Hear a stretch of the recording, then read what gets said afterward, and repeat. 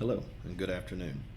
My name is John Hendricks and this is my COVID-19 virus update for March the 30th, 2020. First, the bad. President Trump announced the federal recommendations or guidelines put into place last month will continue through April the 30th.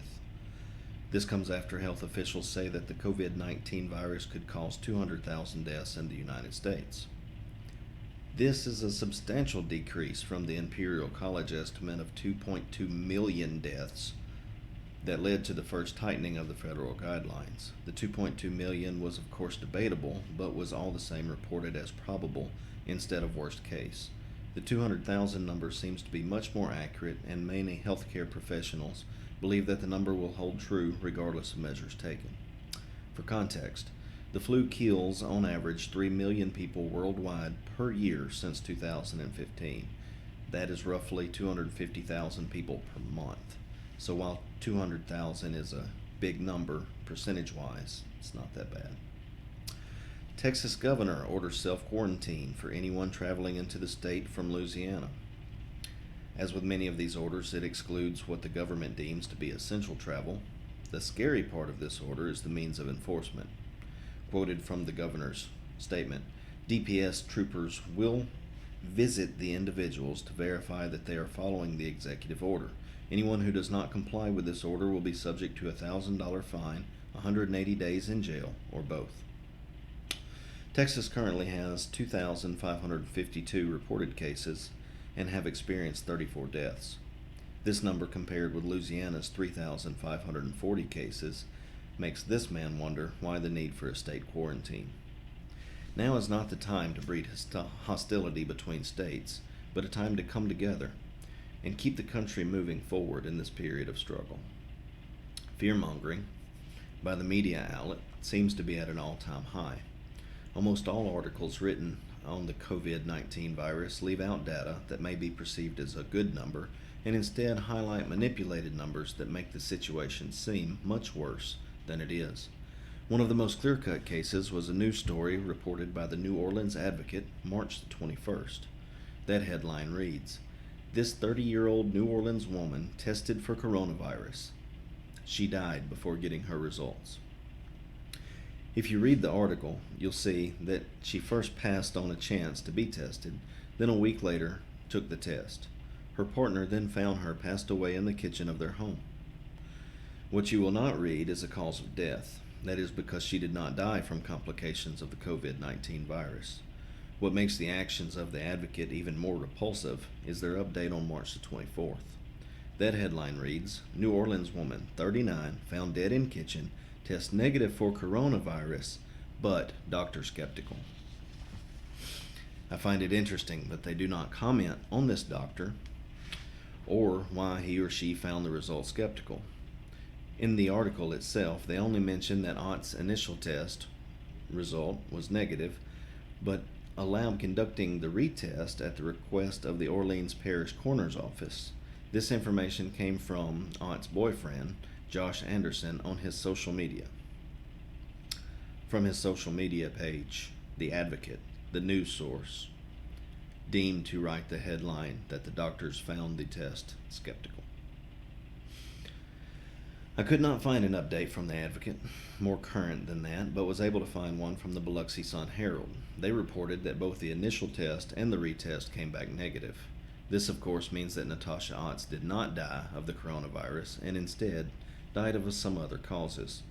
The Advocate's fear-mongering article, published before the facts were known, and speculative update headline are clear cases of engineering the news to get clicks, and it is reprehensible.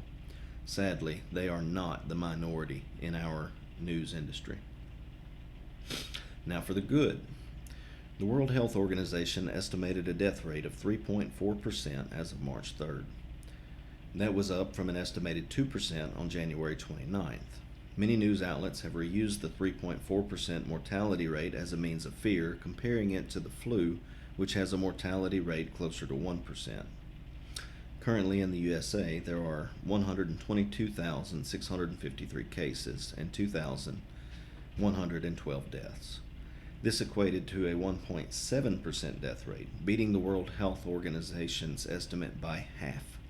That is great news, and it's much closer to the mortality rate of the flu. If you use the New York state, the area with the highest number of cases, the news gets better. New York has 59,648 confined cases and 965 deaths. That's a 1.6% death rate. The states I'm most familiar with, Texas and Louisiana, the numbers are interesting. Texas currently has a death rate of 1.3%, while Louisiana has a rate closer to 4%. I wonder if the link to the higher percentage and the report by the United Health Foundation naming Louisiana the unhealthiest state in the nation in 2018 is a correlation or a causation. In addition to beating the World Health's estimated mortality rate, the percentage of infected people that need to be hospitalized remains low. Active cases in the world are at 520,121, with 28,471 being serious or critical. That equates to a 5.5% of infected people needing hospitalization. That's much less than the CDC and the WHO's estimates of 20%.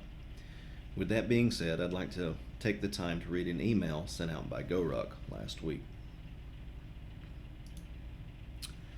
Greetings, GoRuck family.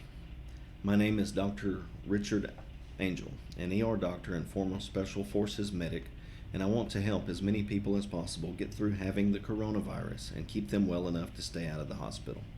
I have the coronavirus and am recovering after 2 weeks of symptoms. Here's what I have done to stay relatively well and recommend these measures to you. Dr. Angel's Coronavirus Care. 1. Hydration. Drink plenty of fluids, water, tea, and warm beverages, especially important for the elderly who are often dehydrated. This flushes the kidneys of toxin, keeps plenty of fluid in the body, keeps secretions as liquid as possible, and not allowing thick mucus to fill the lungs. An occasional toddy or hot herb tea with honey and lemon is great. If unable to take much, sip small amounts of regular Gatorade, sports drink, or water. This will give you potassium, sodium, and glucose. Immune support. I like Zicam zinc throat lozenges 4 times a day, especially at night before going to bed to keep viral loads low. Also, maybe an emergency or other supplements like vitamin D. Perhaps some immune supporting mushrooms. Gargle and drink diluted apple cider vinegar may help. You may warm and add honey if needed. Diet. Plenty of fresh fruits and vegetables and quality proteins. Oranges daily are great. Lemons and honey for your tea. This is not a time for a minimal diet. You want to be well fed with nutritious foods to prepare your body for potential loss of appetite. If you get sick enough to require hospital respiratory support, your body needs to be fueled up to run a marathon. Medications. Zicam lozenges for prevention and treatment of symptoms. Plenty of cough drops. Vicks Vapor Rub is an excellent must-have to decrease cough. Open and soothe bronchial passages. Dezilim 12-hour dextromorphin. Forgive me if I'm not saying that right. Extended release. The flat bottle is a great baseline cough suppressant. You may add day and night cold and cough medicines. Tylenol as needed. NyQuil is good to help sleep with vapor rub and warm tea. Afrin or neti pot may help clear your nose, and over-the-counter sinus medicines. There is an excellent old cough syrup that you can generally take with other medications. It is like liquid menthol called Buckley's Original Mixture. I highly recommend having some available, and it can be found on Amazon. Equipment. Vaporizer machine and VapoSteam. Get the old school one that heats up, not the cool mist. This is a lifesaver. I also recommend a simple nebulizer machine and saline ampoules, the pink one. They are available on Amazon. You may need an albuterol ampoule prescription as well. In addition to a thermometer, a fingertip pulse oximeter can be very useful. A general cutoff for being sick is around 94%. Below this, you may need to see a doctor. Shortness of breath and working breathing are signs you are getting sicker and you need to see a physician or call in. Exercise. Sunshine. Light walking if you are ill is always great. If not symptomatic, keep workouts relatively light. Now is not a great time to suppress your immune system using energy recovering from a hardcore workout. However, keeping fitness, especially cardiovascular, at optimum levels, which may pay big dividends if you get really sick. Hot baths. Hot tub soaks for 15 minutes twice a day may help with an artificially induced fever that makes you less hospitable host for the virus, among other benefits. Finally, hygiene. Shower and bathe daily with clean clothes, brush teeth, etc. This cannot be underestimated. It decreases the virus, and the morale boost is very important. I would say that the morale boost would be very much needed, especially if you're coming up on your second week of being housebound. Simply getting dressed up, combing your hair, brushing your teeth. I did a little trim job myself, trying to make me feel better. It's needed. Get after it. Along those lines, and this is me speaking, if you are not a high-risk category and in good health with no underlying conditions, please do not rush to get a test and put more burden on an already burdened system. Unless your O2 level falls below 94 and you're running a high-grade fever that will not break, or you have shortness of breath, please isolate and care for yourself. The sad. Most of the deaths coming from COVID-19 are in the elderly and in older people with health conditions. Singer Joe Diffie has now died while infected with the virus. Joe was 61 years old and very overweight and had previous health problems. If any good comes from this pandemic, I hope it is in the form of awareness. We can no longer be a nation that promotes being overweight as having a healthy body image. Being overweight and not having a good base of fitness makes you susceptible for a host of complications from sicknesses. The COVID-19 virus is just another name on that list that will seek out and highlight our propensity to rely on the healthcare system to help us limp along while being overweight and out of shape. We as a nation need to start taking our health and well-being serious and doing it from a diet and exercise perspective. Yes, fitness is a buffer for sickness. It is very sad to have lost Mr. Diffie, but to blame the COVID-19 virus fully for his death will do none of us any good. We need to recognize that as a 61-year-old man, he would have likely recovered had he been mindful of his body fat percentage and activity levels. Mr. Tom Hanks is a good indicator of the latter. Mr. Hanks is 63, mindful of his health and wellness, and is currently recovered from the infection and continuing with life. Again, the elderly are very susceptible to this respiratory illness as they are to all respiratory infections. This is sad, and we need to do what we can to protect those in the 60s, 70s, and 80s. Avoid contact with those age groups if possible, and make sure to clean yourself and practice the guidelines put out by the CDC. Lastly, I want to have a check yourself moment. There seems to be a very high level of judgment coming from social media against those who are continuing to live their lives to the best of their ability. I've seen posts urging local farmers markets and flea markets to close. I've seen people urging the closing of factories. I've even seen people making statements akin to the following: while I was out today for a reason that I deemed essential, I was appalled at how many other people were out. How dare you not shelter in place?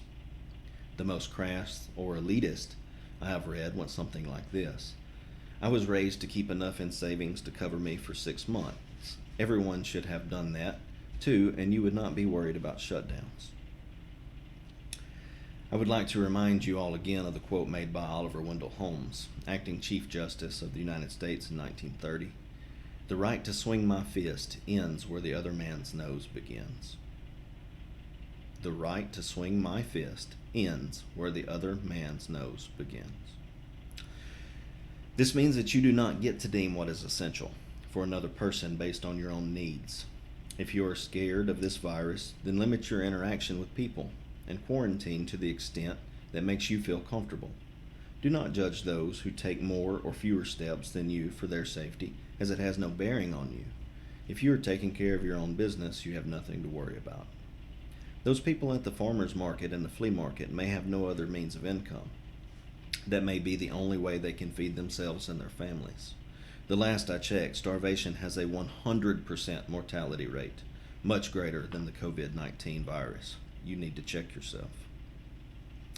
If you are urging the closing of small-town factories while you work from home and continue to draw a salary, then you may be the worst type of person.